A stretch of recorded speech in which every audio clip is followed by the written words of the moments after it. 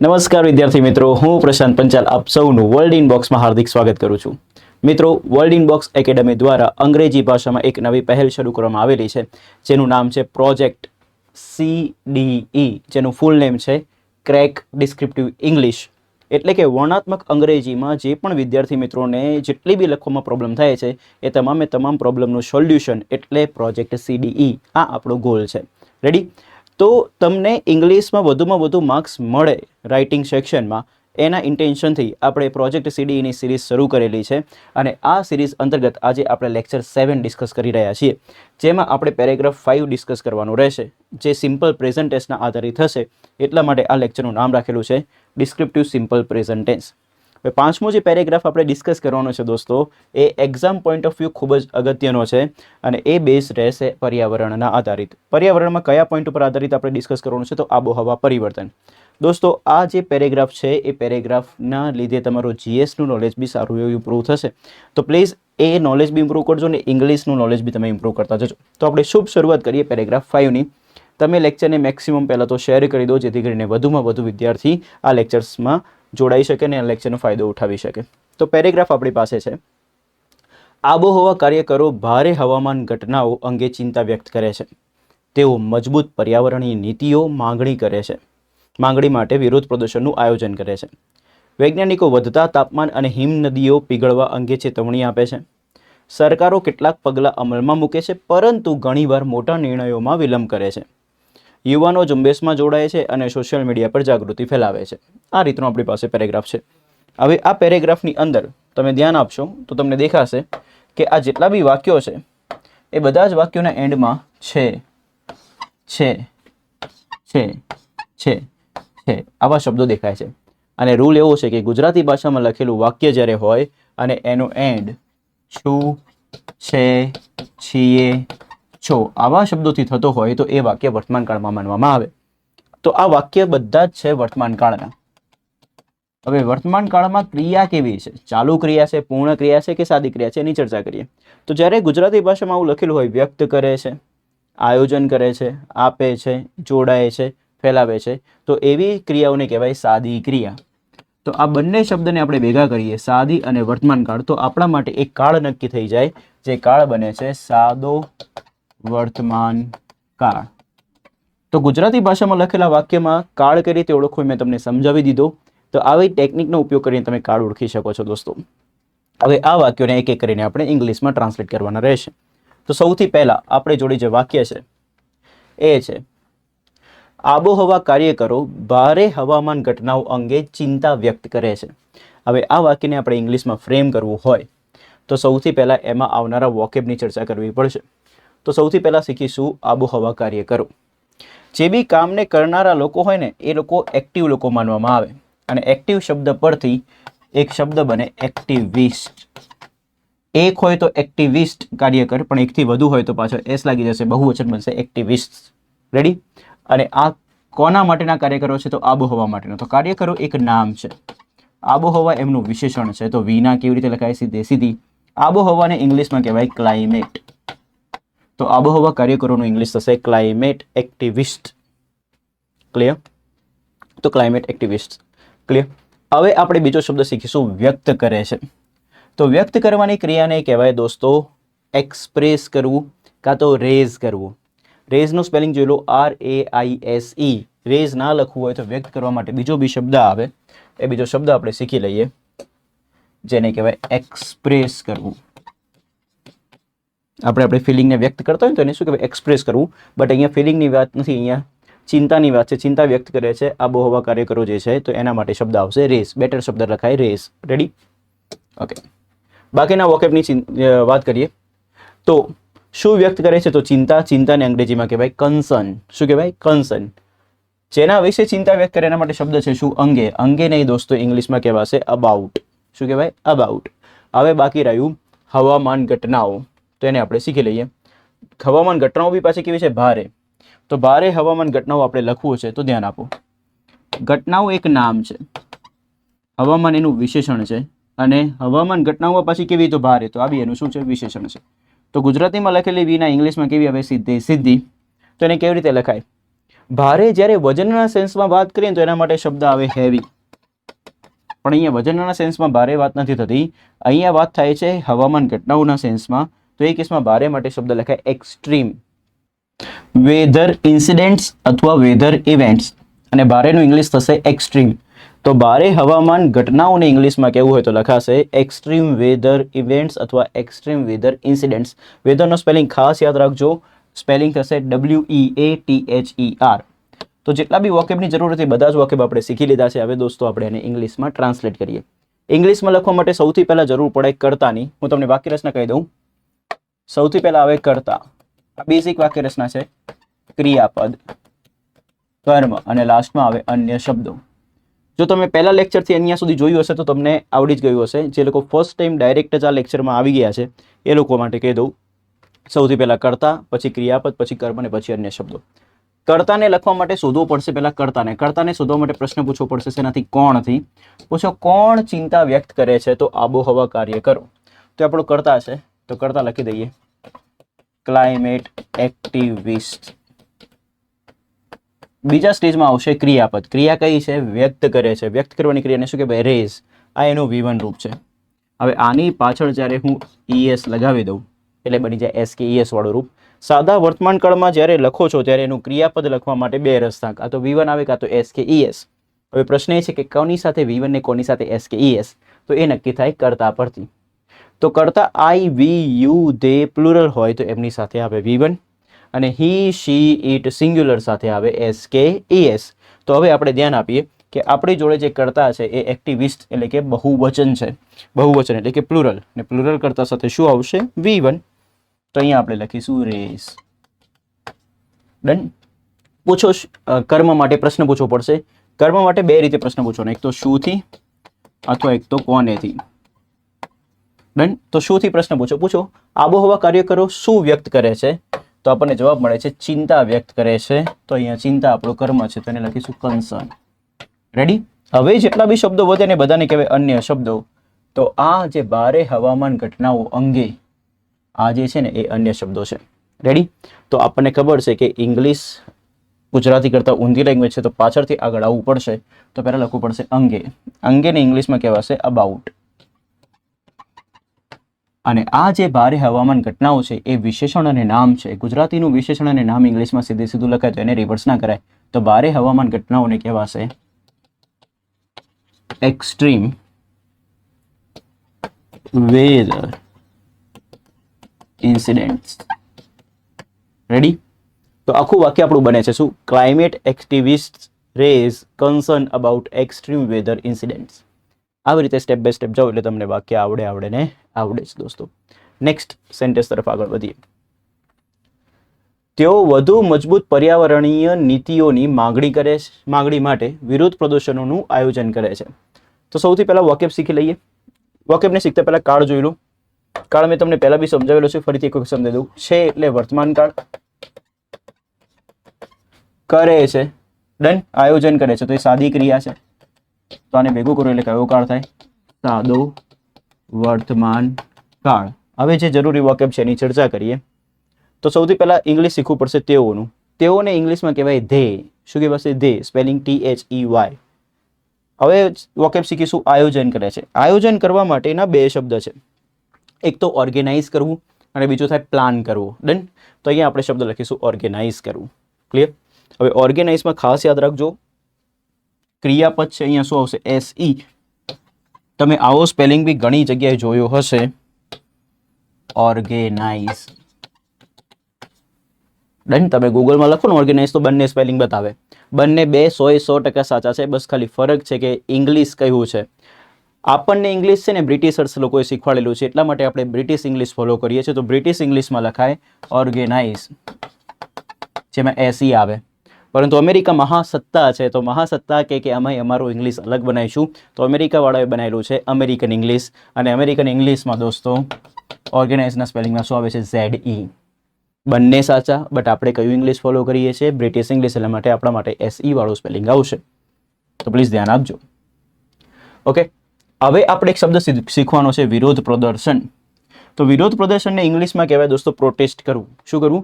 Protest કરવું. Protest એક વચન નામ છે, જ્યારે બહુવચનમાં લખો તો પાછળ એસ લાગી જશે અને શબ્દ બનશે પ્રોટેસ્ટ. ક્લિયર? માંગણી માટે, તો માંગણી કરવાની ક્રિયાને કહેવાય ડિમાન્ડ કરવી. શું કરવી? ડિમાન્ડ કરવી. હવે મારે લખવું છે માંગણી માટે. હવે રૂલને સમજો. જે લોકો ડાયરેક્ટલી આ લેક્ચર જોવે છે એમને ખાસ કહી દઉં, અગાઉના લેક્ચરમાં મેં ઘણી વખત સમજાયેલું છે, માટેની પહેલાં એક શબ્દ છે માંગણી, તો એક ક્રિયાપદ છે. તો માટેની પહેલાં જ્યારે ક્રિયાપદ લખેલું હોય તો એને ઇંગ્લિશમાં લખવાના બે રસ્તા. પહેલું છે ટુ પ્લસ ક્રિયાપદનું મૂળ રૂપ, બીજું છે ફોર પ્લસ ક્રિયાપદનું આઈએનજી વાળું રૂપ.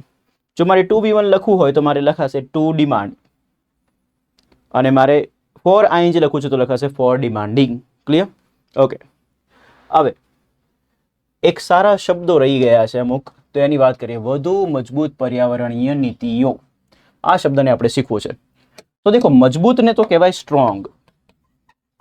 શું કહેવાય? સ્ટ્રોંગ. પણ જ્યારે આપણે લખવું હોય વધુ મજબૂત, તો એ સ્ટ્રોંગની પાછળ ER લગાવવામાં આવે અને શબ્દ બને સ્ટ્રોંગર.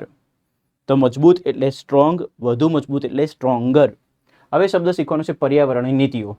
તો દોસ્તો એને આપણે સમજી લઈએ. દેખો, નીતિઓ જે છે ને, અહીંથી જોજો, નીતિઓ જે છે એ નામ છે. નીતિઓ કેવી? પર્યાવરણીય. તો આ એનું શું છે? વિશેષણ છે. હવે એને હું મારી રીતે જેમ સમજો એમ તમે સમજતા જાઓ. નીતિ જ્યારે એક હોય તો એને કહેવાય પોલિસી, પણ એકથી વધુ હોય તો તમને રૂલ ખબર હશે કે આ વ્યંજન વત્તા વાય હોય. શું હોય? વ્યંજન વત્તા વાય. તો એમનું બહુવચન કરવું હોય તો વાય નીકળી જાય અને IES લાગે અને શબ્દ બને પોલિસીસ. શું બને? પોલિસીસ. ઓકે. અને પર્યાવરણ અને ઇંગ્લિશમાં કહેવાય એન્વાયરમેન્ટ. શું કહેવાય? એન્વાયરમેન્ટ. એનો સ્પેલિંગ શીખી લો. ENVIRONMENT. Spelling ENVIRONMENT. એન્વાયરમેન્ટ. આવી રીતે તૈયાર કરો એટલે તૈયાર થઈ જ જાય. ઠીક છે? હવે આ પર્યાવરણ એક નામ છે, એમાંથી મારે વિશેષણ બનાવવું છે પર્યાવરણીય. તો પર્યાવરણીય જ્યારે વિશેષણ બનાવવું હોય ત્યારે આ જે એન્વાયરમેન્ટ છે એ સ્પેલિંગની પાછળ A અને L લગાવવાનું, એટલે શબ્દ બને એન્વાયરમેન્ટલ. અને દોસ્તો આ ઇંગ્લિશ લેંગ્વેજમાં વિશેષણ કહેવાય, એટલે કે એડજેક્ટિવ કહેવાય. તો સમજો, નીતિઓ નામ છે, નીતિઓ કેવી? તો પર્યાવરણીય, તો એનું વિશેષણ છે. તો પર્યાવરણીય માટે એન્વાયરમેન્ટ ના લખાય, એના માટે વિશેષણ ફોર્મ લખવું પડે. શું? એન્વાયરમેન્ટલ. તો પર્યાવરણીય નીતિઓને લખો તો સીધું લખાશે અને એનું ઇંગ્લિશ બનશે એન્વાયરમેન્ટલ પોલિસીસ. શું બનશે દોસ્તો? Environmental policies. તમને અહીંયા દેખાતું હશે. ઠીક છે? અહીંયા આ નીતિઓ છે. હા, તો છે. તો પર્યાવરણ નીતિઓ એટલે કે એન્વાયરમેન્ટલ પોલિસીસ. રેડી? સો જેટલા બી વોકેબની જરૂર હતી બધા જ વોકેબ આપણે શીખી લીધા છે. હવે આપણે આ સેન્ટેન્સને ફ્રેમ કરીશું. તો ફ્રેમ કરવા માટે સૌથી પહેલા જરૂર પડશે કર્તાની. કર્તા માટે પ્રશ્ન પૂછો, કોણ આયોજન કરે છે? તો ખબર પડશે તેઓ આયોજન કરે છે. તેઓ એટલે કે તે. બીજા સ્ટેપમાં આવે ક્રિયાપદ. ક્રિયાપદ કઈ છે? તો આયોજન કરે છે. આયોજન કરવાની ક્રિયાને શું કહેવાય? ઓર્ગેનાઇઝ. પરંતુ વાક્ય સાદા વર્તમાનકાળનું હોય તો બે રૂપ આવે, V1 આવે કાં તો SKES. હવે V1 વાળું રૂપ લખું કે SKES ક્યાંથી નક્કી થાય? કર્તા પરથી. કર્તામાં શું લખ્યું છે? ધે. અને હમણાં આપણે જોયું હતું કે જ્યારે કર્તાના સ્થાને ધે હોય તો ધે સાથે કયું રૂપ આવે? V1. એટલા માટે દોસ્તો અહીંયા આવશે V1. તો અહીંયા શબ્દ લખાશે ઓર્ગેનાઇઝ કરવું. ડન?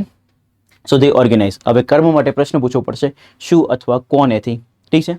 તો પૂછો કે તેઓ કોનું આયોજન કરે છે. કોને એટલે કોને, કોનું, કોને, આ બધું આવી જાય. તો તેઓ કોનું આયોજન કરે છે? તો વિરોધ પ્રદર્શનોનું. તો આ આપણા માટે કર્મ થયું. અને મેં તમને વારે ઘડીએ શીખવાડેલું છે કે કર્મના એન્ડમાં જો નું ના નીનું ને આવે તો એને ઇંગ્લિશમાં લખવામાં આવતું નથી. તો ખાલી લખવાનું વિરોધ પ્રદર્શનો. વિરોધ પ્રદર્શનોને ઇંગ્લિશમાં કહેવાય પ્રોટેસ્ટ. રેડી? ઓકે. હવેના જેટલા બી શબ્દો વધ્યા, વધુ મજબૂત પર્યાવરણીય નીતિઓની માંગણી માટે, આ બધા જ આપણા માટે બને અન્ય શબ્દો. અને અન્ય શબ્દો જનરલી વાક્યના એન્ડમાં આવે તો વાક્યના એન્ડમાં અન્ય શબ્દો લખીશું. પરંતુ ગુજરાતી કરતાં ઇંગ્લિશ લેંગ્વેજ કેવી ઊંધી, તો પાછળથી શરૂ કરીને આગળ આવવું પડશે.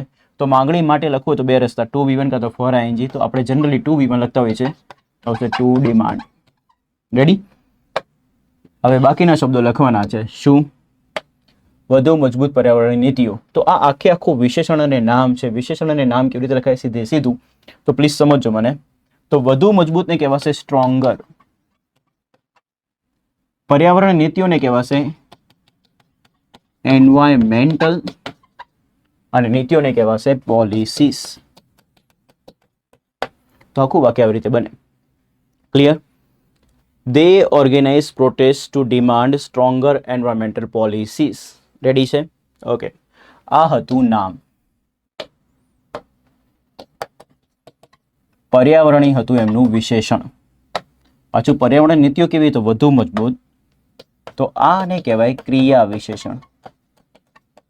ક્રિયા વિશેષણ એટલે કે વિશેષણની બી વિશેષતા બતાવે. યાદ રાખજો, ખાલી ક્રિયા વિશેષણ ક્રિયાપદની વિશેષતા ના બતાવે. ક્રિયા વિશેષણ નામ અને સર્વનામ સિવાય બધાની જ વિશેષતા બતાવી શકે. આવી તાકાત રહેલી છે ક્રિયા વિશેષણમાં. તો અહીંયા આ જે ક્રિયા વિશેષણ છે એ આ વિશેષણની વિશેષતા બતાવે છે, એટલા માટે ક્રિયા વિશેષણ બને. જેમ વિના સીધે સીધી લખાય, તો જો કદાચ વિનાની આગળ ક્રિયા વિશેષણ હોય તો એ બી કેવું આવે? સીધે સીધું. રેડી? એટલા માટે આખે આખું લખાયું શું? Stronger environmental policies. આવા બધા બેઝિક નિયમો ખ્યાલ હોય તો તમને ઇંગ્લિશમાં લખવામાં કોઈ જાતની તકલીફ પડતી નથી. સો આપણે સેન્ટેન્સ ફ્રેમ કરી દીધું છે. નેક્સ્ટ સેન્ટેન્સ તરફ આપણે આગળ વધીશું. વૈજ્ઞાનિકો વધતા તાપમાન અને પીગળતી હિમનદીઓ અંગે ચેતવણી આપે છે.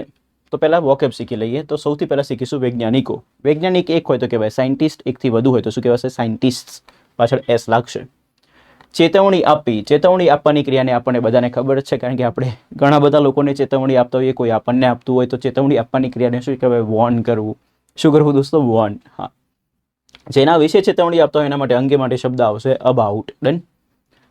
વધતા તાપમાન, આનું ઇંગ્લિશ શીખવું છે તો હવે ધ્યાનથી સમજો. તાપમાન એક નામ છે અને વધતા એક વિશેષણ છે. હવે વધતા તાપમાનનો અર્થ તમે સમજવાનો ટ્રાય કરો ને તો આને કહેવાય વધતું જતું તાપમાન. આનો સેન્સ આવો થાય. તાપમાન. તો તાપમાન તો અંગ્રેજીમાં શું કહેવાય? ટેમ્પરેચર. પણ વધતા તાપમાન એટલે કે વધતું જતું. જે વસ્તુ વધતી જાય છે, વધવાની ક્રિયાને કહેવાય રાઈઝ થવું. ડન. હવે એ વધતું જતું એટલે વધવાની ક્રિયા ચાલુ જ છે. તો ચાલુ ક્રિયા બતાવવા માટે અંગ્રેજી ભાષામાં ક્રિયાપદનું છે ને દોસ્તો આઈએનજી વાળું રૂપ લખવું પડે. અને રાઈઝમાં જ્યારે આઈએનજી લગાવીએ ને ત્યારે ઈ નીકળી જાય ને પાછળ લાગી જાય આઈએનજી અને શબ્દ બને રાઇઝિંગ. તો વધતા તાપમાન એનો સેન્સ શું છે? એનો અર્થ શું છે? વધતું જતું તાપમાન. તો એના માટે શું લખાય? Rising temperature. ડન. તો પ્લીઝ સમજો મને. Rising temperature. હવે અહીંયા શબ્દ છે પીગળતી હિમનદીઓ. તો સમજો મને. હિમનદીઓ નામ છે.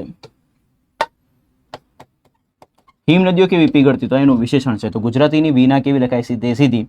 હિમનદીઓને અંગ્રેજીમાં કહેવાય ગ્લેશિયર્સ. ઠીક છે? એકથી વધુ છે એટલે ગ્લેશિયર્સ. એક હોય તો ગ્લેશિયર. હવે પીગળતી. પીગળવાની ક્રિયાને કહેવાય મેલ્ટ થવું. શું થવું? મેલ્ટ. હવે પીગળતી હિમનદીઓનો અર્થ શું થશે? પીગળતી જતી. એટલે કે પીગળવાની ક્રિયા કેવી છે? ચાલુ. અને ચાલુ ક્રિયા લખવા માટે ક્રિયાપદનું કેવું રૂપ આવે? આઈએનજી વાળું. એટલા માટે શબ્દ દોસ્તો મેલ્ટમાંથી બની જાય મેલ્ટિંગ. તો આ સીધે સીધું લખાશે. પીગળતી હિમનદીઓને લખવું હોય તો શું લખાય? Melting glaciers. તો પ્લીઝ ધ્યાન આપજો. પીગળતી હિમનદીઓ એટલે કે શું બને? Melting glaciers. તો બધા જ વાક્ય આપણે શીખી લીધા. હવે આપણે આને ફ્રેમ કરી નાખીએ. એકદમ સિમ્પલ. એક કામ કરો, તમે પહેલા વિડીયો પોઝ કરો અને સેન્ટેન્સને બનાવવાનો ટ્રાય કરો. તો આઈ હોપ તમે આખું સેન્ટેન્સ બનાવી દીધું હશે. હવે દોસ્તો હું તમને બનાવીને બતાવું, પછી તમે વેરીફાઈ કરી લેજો. સૌથી પહેલા કર્તા જોઈશું. કર્તાને શોધવા માટે કોણથી પ્રશ્ન પૂછવો પડશે. પૂછો કોણ ચેતવણી આપે છે? તો વૈજ્ઞાનિકો એટલે કે થઈ ગયું સાયન્ટિસ્ટ. પછી આવશે ક્રિયાપદ. ક્રિયા કઈ છે? ચેતવણી આપે છે. ચેતવણી આપવાની ક્રિયાને શું કહેવાય? વોર્ન. એની પાછળ એસ લગાવી દો તો એને કહેવાય એસકેએસ વાળું રૂપ. હવે સાદા વર્તમાન કાળમાં V1 વાળું રૂપ લખું કે એસકેએસ, એ તો ચેક કરવું પડે ને. તો એ નક્કી થાય કર્તા પરથી. કર્તા કોણ છે? સાયન્ટિસ્ટ. સાયન્ટિસ્ટ એટલે કે પ્લુરલ એટલે કે બહુવચન નામ. બહુવચન નામ સાથે શું આવે? V1. તો અહીંયા આવશે V1 રૂપ વોર્ન. જેના વિશે ચેતવણી આપતા હોય એને દર્શાવવા માટે અંગે શબ્દ આવે તો વોર્ન પછી શું આવશે? અબાઉટ. ડન. વોર્ન અબાઉટ જોડાયેલો એક શબ્દ છે. ચેતવણી આપી જેના વિશે આપતા હોય. હવે પૂછો કોના અંગે ચેતવણી આપે છે? તો આપણને જવાબ મળશે વધતા તાપમાન અને પીગળતી હિમનદીઓ. આ આપણે લખવાનો છે. હવે આમાં ગોલ્ડન રૂલ સમજાવું. અનેની પહેલા વાળો પાર્ટ પહેલા લખાય, અનેની પછી વાળો પાર્ટ પછી લખાય. ગુજરાતી કરતાં ઇંગ્લિશ લેંગ્વેજ ઊંધી છે, પરંતુ ગુજરાતીના 2 પોઈન્ટ, અનેની પહેલા વાળો પાર્ટ પહેલા, પછી વાળો પાર્ટ પછી, એ સીધે સીધો આવે. અને ગુજરાતીમાં લખેલું વિશેષણ અને નામ એ પણ કેવું આવે? સીધે સીધું. તો આપણે આને ઇંગ્લિશમાં લખવું તો પહેલા આ પાર્ટ લખવું પડે. વધતા તાપમાનને ઇંગ્લિશમાં કહેવાય રાઇઝિંગ ટેમ્પરેચર.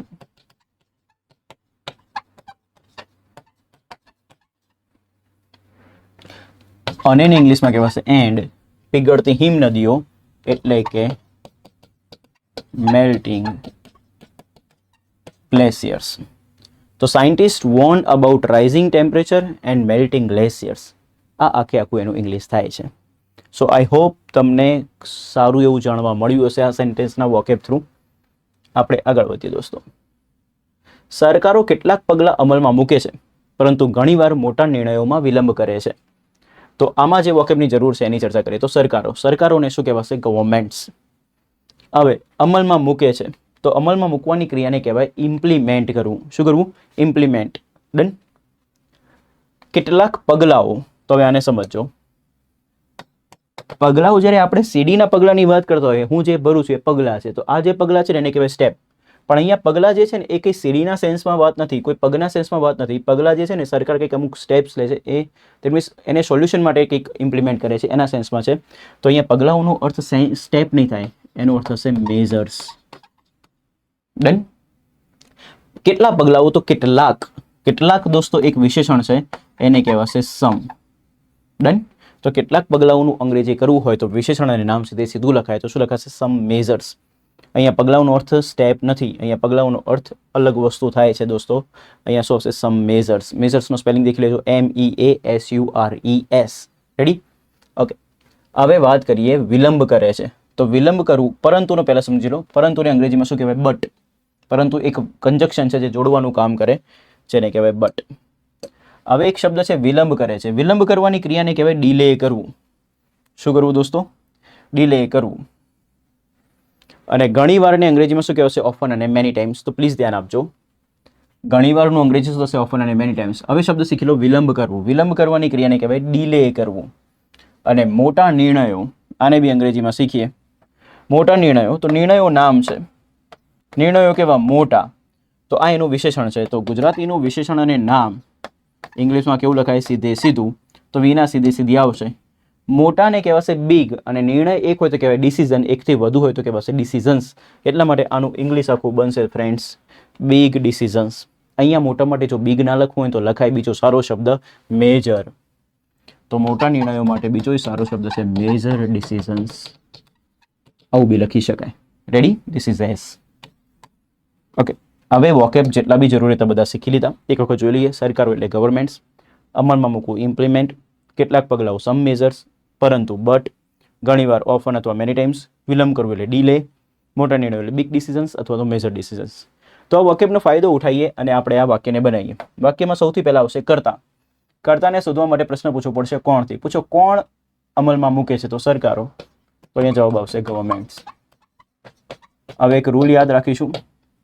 જ્યારે કોઈ એક જ ચોક્કસ સરકારની વાત કરતા હોઈએ ત્યારે ગવર્મેન્ટની આગળ ધ આર્ટિકલ લાગે. અહીંયા સરકારોની વાત છે, એટલે કે અલગ અલગ સરકારની વાત છે, એટલા માટે અહીંયા ગવર્મેન્ટ્સ લખાશે. તો એ કેસમાં કોઈ બી ધ આર્ટિકલ આવતો નથી.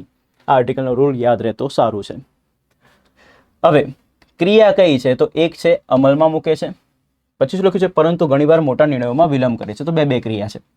તો રૂલ યાદ રાખીશું. જેમ અનેની પહેલા વાળો પાર્ટ પહેલા લખાતો હતો એવી રીતે પરંતુમાં બી પહેલા વાળો પાર્ટ પહેલા લખાશે અને પછી વાળો પાર્ટ પછી લખાશે. ડન. તો પહેલાં આપણે લખવું પડશે અમલમાં મૂકે છે. અમલમાં મૂકવાની ક્રિયાને શું કહેવાય? ઇમ્પ્લિમેન્ટ. હવે કાં તો V1 વાળું રૂપ આવે કાં તો SKES. કર્તા પરથી નક્કી થાય. કર્તામાં શું લખ્યું? ગવર્મેન્ટ્સ, એટલે કે સરકારો. પ્લુરલ નામ છે, પ્લુરલ સાથે કેવું રૂપ આવે? V1. તો અહીંયા શબ્દ આવશે ઇમ્પ્લિમેન્ટ. તો ગવર્મેન્ટ્સ ઇમ્પ્લિમેન્ટ. હવે પૂછો શું અમલમાં મૂકે છે? કર્મ માટે પ્રશ્ન પૂછવો પડે શુંથી. તો જવાબ મળ્યું કેટલાક પગલાં. તો શું લખાશે? સમ મેઝર્સ. હવે શબ્દ લખવો પડશે જોડવા માટે પરંતુ. પરંતુ માટે શબ્દ આવે બટ. ઘણીવાર નિર્ણયોમાં વિલંબ કરે છે. તો જ્યારે તમારા જોડે વાક્યમાં શબ્દો આવે ઘણીવાર, પછી અમુક શબ્દ આવે ક્યારે, પછી એક શબ્દ આવે હંમેશા, તો આવા બધા શબ્દ જે છે ને એ હંમેશા ક્રિયા દર્શાવતા શબ્દની તરત જ પહેલા લખાય. ક્યાં લખાય?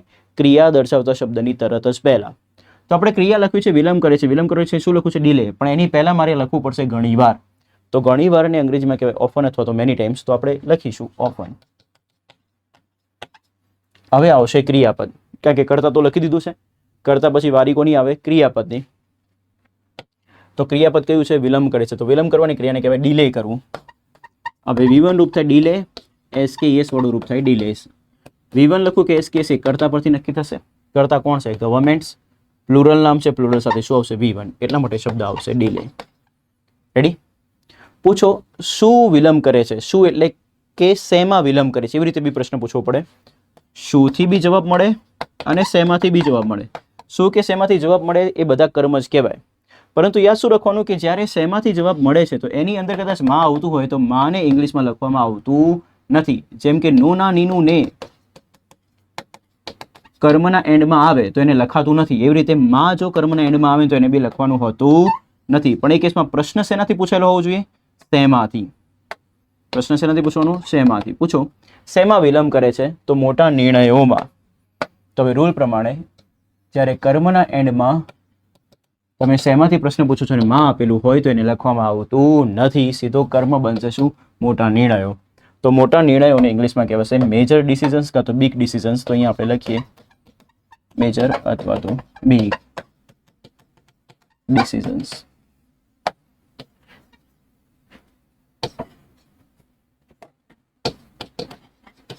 તો આપણું આ વાક્ય બની જાય છે. શું બન્યું?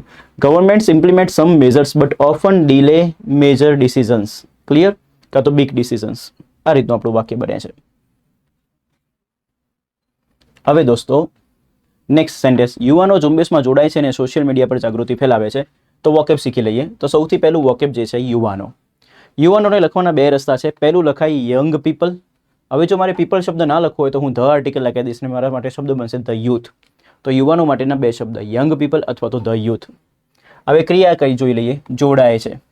જોડાવાની ક્રિયાને કહેવાય જોઈન થવું. હવે માન લો કે કોઈ વ્યક્તિ જેની સાથે જોઈન થતું હોય એને દર્શાવવું હોય તો શેમાં જોડાય છે? ઝુંબેશમાં. તો ઝુંબેશને અંગ્રેજીમાં કહેવાય કેમ્પેન. શું કહેવાશે? કેમ્પેન. કેમ્પેનનો સ્પેલિંગ CAMPAIGN. બાકીના શબ્દોને જોઈએ. બાકીના શબ્દોમાં પહેલો જે શબ્દ છે ફેલાવવું. ફેલાવવાની ક્રિયાને કહેવાય સ્પ્રેડ કરવું. ડન. જાગૃતિ. જાગૃતિને કહેવાશે અવેરનેસ. શું કહેવાય દોસ્તો? અવેરનેસ. ડન. Social media. તો સોશિયલ મીડિયાને સોશિયલ મીડિયા કહેવાશે પરને અંગ્રેજીમાં કહેવાય ઓન. શું કહેવાય? ઓન. રેડી છે? ઓકે. સો હવે ફ્રેન્ડ્સ આપણે આ વાક્યમાં જેટલા બી વાક્ય બતાવી શીખી લીધા છે. હવે આપણે એને ફ્રેમ કરી નાખીશું. તો પ્લીઝ ધ્યાન આપજો. સૌથી પહેલા શોધવું પડશે કર્તા. કર્તાને શોધવા માટે પ્રશ્ન પૂછવો પડશે કોણથી. પૂછો કોણ ઝુંબેશમાં જોડાય છે? તો યુવાનો. યુવાનો લખવો તો બે રસ્તા યંગ પીપલ ને ધ યુથ. તો આપણે લખી દઈએ ધ યુથ. હવે ક્રિયા કઈ છે? તો એક છે જોડાય છે અને બીજું જાગૃતિ ફેલાવે છે. તો આની પહેલા વાળું પાર્ટ પહેલા લખવાનું, પછી વાળું પાર્ટ પછી. તો પહેલા જોડાય છે લખી નાખીએ. તો યુવાનો જે છે ને પ્લુરલ નામ છે ને પ્લુરલ સાથે ઇંગ્લિશ લેંગ્વેજમાં સાદા વર્તમાનકાળમાં કેવું રૂપ આવે? V1. એટલા માટે અહીંયા લખાશે જોઈન. ડન. પૂછો શેમાં જોડાય છે? તો ઝુંબેશમાં. હમણાં મેં તમને વાત કરી કે જ્યારે કર્મના એન્ડમાં આપણે પ્રશ્ન પૂછ્યો હોય શેમાંથી, તો એના માં આવતું હોય તો એને લખવામાં આવતું નથી. તો શેમાં જોડાય છે? તો ખાલી ઝુંબેશ એટલું લખવામાં આવશે. માનું ઇન કરવાનું નથી. ધ્યાન આપવું. તો અહીંયા આવશે જોઈન કેમ્પેન. અને ઇંગ્લિશમાં કહેવાય એન્ડ. કરતા તો લખેલો જ છે. હવે આ વાક્યમાં શું લખવું પડશે? તો કરતા પછી વારી આવે ક્રિયાપદની. ક્રિયા કઈ છે? ફેલાવે છે. તો ફેલાવાની ક્રિયાને કહેવાય સ્પ્રેડ કરવું. કર્મ પૂછો શું ફેલાવે છે? તો જાગૃતિ. જાગૃતિને કહેવાય અવેરનેસ. રેડી? હવે બાકી વધેલા શબ્દો જે છે અન્ય શબ્દો છે. અન્ય શબ્દો કયા વધ્યા? સોશિયલ મીડિયા પર. તો એને ઊંધું લખાશે તો પરને ઇંગ્લિશમાં કહેવાય ઓન. સોશિયલ મીડિયા એક નામ છે જેને સીધે સીધું લખાશે તો શું બનશે? Social media. રેડી? તો શું બન્યું આખું વાક્ય? The youth join campaign and spread awareness on social media. આ રીતનું આ વાક્ય બને છે. આ જે પેરેગ્રાફ હતો એમાં એક સારો કોન્સેપ્ટ હતો કર્મનો. કર્મને શોધવા માટે શુંથી પ્રશ્ન પૂછે છે? કોનેથી પ્રશ્ન પૂછે છે? એવી રીતે તમારે શેમાંથી બી પ્રશ્ન પૂછવો પડે. તો જો કદાચ માં છેલ્લે આવે છે કર્મમાં તો એને લખવાનું નથી. એવી રીતે કોનેથી પ્રશ્ન પૂછો છો? કર્મના એન્ડમાં ને, નો, નું, ની આવું લખેલું દેખાય કર્મમાં ગુજરાતી ભાષામાં તો એને ઇંગ્લિશમાં લખવામાં આવતું નથી.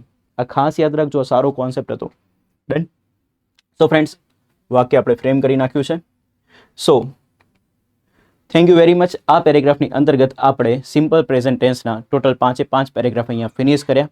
હવે નેક્સ્ટ જે લેક્ચર રહેશે એ દોસ્તો એમાં આપણે કાળ બદલી નાખીશું, જે હશે સિમ્પલ પાસ્ટ ટેન્સ એટલે કે સાદો ભૂતકાળ.